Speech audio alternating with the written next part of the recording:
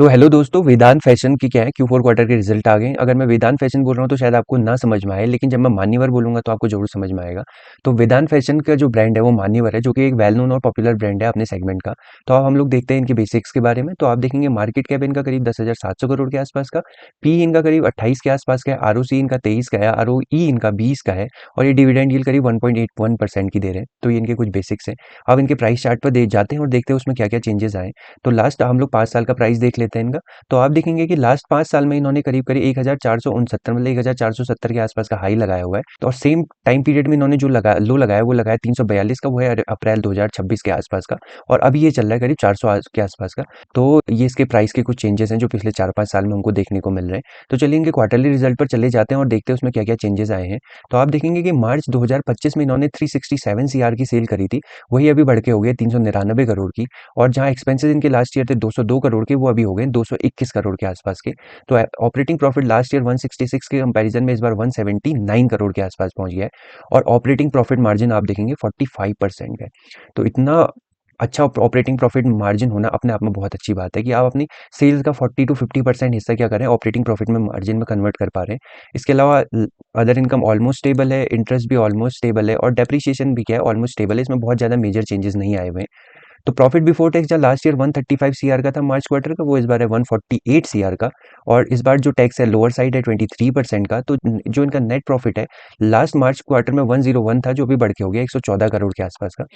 तो ये इनके कुछ क्वार्टरली रिजल्ट की मोटी मोटी चीज़ें जिनमें चेंजेस आए। तो हम लोग एक बार क्या करते हैं, इनकी वेबसाइट पे जाते हैं और देखते हैं कि इनकी कौन कौन से ब्रांड हैं। तो अब हम इनके ब्रांड सेक्शंस में चले जाते हैं। तो आप देखेंगे कि इनके जो मेजर ब्रांड है उनमें क्या है, मान्यवर है, मोही है, डीवाज है, त्वमेव है, और मी बैस करके है। तो ये इनके कुछ कुछ ब्रांड है। तो ये करते क्या है, तो आप देखेंगे कि इनका क्या है, पूरा फेस्टिव वेयर्स और क्या है, आप बोल सकते हैं कि मैरिज का पूरा कलेक्शंस है। तो जो भी हमारे पास ब्राइडल और आप बोल सकते हैं ग्रूम से रिलेटेड चीज़ें होती है, एक्सेसरीज हमको चाहिए होती है शादी में, तो वो सारी चीज़ें प्रोवाइड कराते हैं। तो ये एक वन स्टोर सॉल्यूशन है आपकी सारी मैरिज रिलेटेड चीज़ों का। तो आप यहाँ जाके सारी चीज़ें एक ही जगह पर परचेज कर सकते हैं। तो इसी तरीके से मोही नाम से इन्होंने क्या करा है, लड़कियों के लिए अपना ब्रांड निकाला है। डीवाज नाम से इन्होंने क्या करा हुआ है, फेस्टिव कलेक्शन बोल सकते हैं, या जो भी सेरेमोनियल कलेक्शन हो सकता है, जो कि आप किसी सेरेमनी में जाने में या किसी इवेंट में जाने के लिए पहनते हैं या किसी फेस्टिवल में पहनते हैं। तो उस तरीके की इन्होंने चीज़ें बनाई है। इसके अलावा इनके पास तोमे नाम से एक नया स्टाइलिश ब्रांड भी है, और इनका मी बैज नाम से भी एक नया ब्रांड है। और मंथन करके इन्होंने क्या करा हुआ है, एक और सेगमेंट लॉन्च किया हुआ है। तो इन्होंने क्या करा है, डिफरेंट डिफरेंट कैटेगरीज के लोगों को टारगेट करने के लिए अपने अलग अलग ब्रांड बनाए हुए हैं। तो ये इनके कुछ वेल नोन और फेमस ब्रांड है। तो अब हम लोग इनके ईयरली रिजल्ट पर चले जाते हैं। तो ये हम लोग इनका कंसोलिडेटेड बिजनेस देख रहे हैं। तो आप देखेंगे कि लास्ट ईयर जहाँ इनकी करीब थी 1386 करोड़ की सेल, वो हो गई 1435 करोड़ की। लेकिन एक बात हमको समझने वाली है कि पिछले 3-4 साल से इनकी सेल्स ऑलमोस्ट स्टक हो गई, उसमें बहुत बड़ा कोई मेजर चेंज नहीं आ रहा है। तो ये चीज़ समझने की बात है कि जहाँ पर एकदम कंपनी पहले तो एग्रेसिवली ग्रो कर रही थी, लेकिन अचानक से क्या हुआ कि कंपनी की सेल्स एकदम से स्टक हो गई है। तो ये चीज़ सोचने वाली है, और ये चीज़ सर्च करने वाली है भी कि इनकी सेल्स क्यों अब ग्रो नहीं हो रही है। दूसरी ओर इनके एक्सपेंसेस लास्ट ईयर 744 करोड़ से बढ़ के इस बार 807 करोड़ के हो गए। तो इनका ऑपरेटिंग प्रॉफिट 643 करोड़ था लास्ट ईयर, इस बार है 628 करोड़ का। तो ऑपरेटिंग प्रॉफिट कम होने का मतलब है कि इनकी क्या है, सेल्स बढ़ रही है लेकिन ऑपरेटिंग प्रॉफिट इनका क्या कम हो रहा है। इसका मतलब क्या है, इनका मार्जिन कम बच रहा है। मतलब जो चीज़ ये पहले 100 रुपए की बेचने में 70 रुपए खर्च करते थे, अभी वही चीज़ इनको 100 रुपए की बेचने में 75 रुपए खर्च करने पड़ रहे हैं, जिससे इनका क्या हो रहा है, मार्जिन डिक्रीज हो जा रहा है। ये एज ए एग्जाम्पल मैं आपको समझा रहा हूँ। अदर इनकम बढ़ी है, उसके बाद इनका इंटरेस्ट ऑलमोस्ट सेम है, डेप्रिसिएशन इस बार हायर साइड है। तो आप देखेंगे कि प्रॉफिट बिफोर टैक्स जो लास्ट ईयर 520 करोड़ का था, वही इस बार 496 करोड़ का रह गया है। और इसके अलावा इन पे टैक्स ऑलमोस्ट सेम है। तो क्या हो रहा है, इनका जो नेट प्रॉफिट 388 करोड़ का था, वो अभी 376 करोड़ के आसपास का रह गया है। और आप देख सकते हैं कि पिछले 3-4 साल से इनका नेट प्रॉफिट भी आप कह सकते हैं कि ऑलमोस्ट क्या हो गया, स्टक हो गया है। इसमें कोई चेंजेस नहीं आ रहे हैं, बजाय इसके कि उल्टा गिर ही रहा है।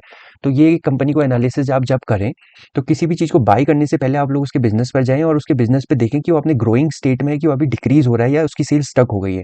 तो बिजनेस खरीदने से पहले आपको ये समझने की कोशिश करनी होगी कि अगर सेल्स स्टक हो रही है तो उसके स्टक होने का रीज़न क्या है, कि अभी वो किस तरीके के चैलेंजेस फेस कर रहा है, कि वो शॉर्ट टर्म चैलेंजेस हैं, कि हो सकता है कि कुछ टाइम के लिए वो चैलेंजेस आए और जैसे वो चैलेंजेस खत्म होंगे उसकी सेल्स फिर से इंक्रीज हो जाएगी। और आप देख सकते हैं दूसरा ये कि कंपनी के बिजनेस में ऐसी प्रॉब्लम है कि एक लिमिट पे आके वो चीज़ें सैचुरेट हो जा रही हैं और बिजनेस उससे आगे नहीं बढ़ पा रहा है, जिस वजह से सेल्स स्टक हो गई हैं। तो बिजनेस का वो पीक पॉइंट है, आप कह सकते हैं। क्या ये दूसरी प्रॉब्लम तो नहीं है? तो ये सारी चीज़ें देखने की होती हैं। तो मान्यवर के केस में भी हमको ये चीज़ें चेक करनी चाहिए कि हो क्या रहा है। तो आप देखेंगे कि इनके पास अच्छा खासा रिज़र्व है जो कि करीब 2000 करोड़ के आस-पास पहुँचने वाला है। बोरोइंग्स इनकी 450 करोड़ की है। इसके अलावा आप देखेंगे कि कोई भी करंट वर्क इन प्रोग्रेस इनका अभी नहीं चल रहा है और सेम टाइम पे इन्होंने करीब 1200 करोड़ के आस-पास की इन्वेस्टमेंट भी करके रखी हुई है। तो ये इनकी बैलेंस शीट का मोटा-मोटा हिसाब-किताब है। इसके बाद हम लोग इनके शेयर होल्डिंग पैटर्न्स में चले जाते हैं और देखते हैं कि वहाँ पे क्या चेंजेज़ आए। तो आप देखेंगे प्रमोटर्स के स्टेक्स ऑलमोस्ट स्टेबल है, उसमें बहुत बड़ा कोई मेजर चेंज नहीं आया है, 74 से 74 ही है। एफआईआई जहाँ 6.2% थे वो अभी 8% के आसपास पहुंच गए और डीआईएस जहाँ 15.5% थे वो अभी 12.62% के आसपास रह गए।